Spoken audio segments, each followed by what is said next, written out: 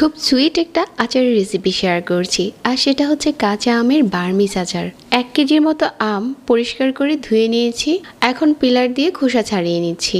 আমটা খোসা ছাড়ানো হয়ে গেলে এরকম গোল করে স্লাইস করে নিচ্ছি। অনেক পাতলা আবার অনেক বেশি মোটা এরকমও না, এরকম মিডিয়াম সাইজ করে আমি এগুলো স্লাইস করে নিয়েছি। আর মাঝে যে আটির অংশটা আছে এটা ফেলে দিচ্ছি। এখন একটা বাটিতে নিয়ে নিলাম, সাথে দিয়ে দিচ্ছি 1 কাপ চিনি, আর একটু নেড়েচেড়ে মিশিয়ে কিছুক্ষণ রেস্টে দিয়ে দিচ্ছি ঘন্টাখানিকের মতো। ঠিক 1 ঘন্টা পর আর এই পর্যায়ে একটা প্যানে নিয়ে নিচ্ছি। মিডিয়াম আঁচে চুলাটাকে ধরিয়ে দিচ্ছি আর অল্প আঁচে এভাবে করে জাল করতে থাকছি। বেশ কিছুক্ষণ জাল করে নিয়েছি।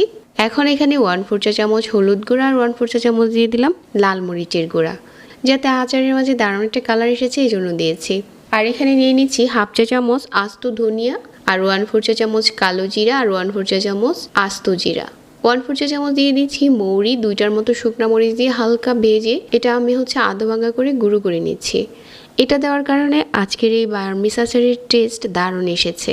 তো এভাবে করে মাঝারি আঁচে জাল করে যাচ্ছি। একটা আমের স্লাইসও ভাঙবে না, আর এটা দেখতে অনেকটাই সহ্য হবে। আপনি এই রেসিপিটা যদি সেম টু সেম ফলো করেন।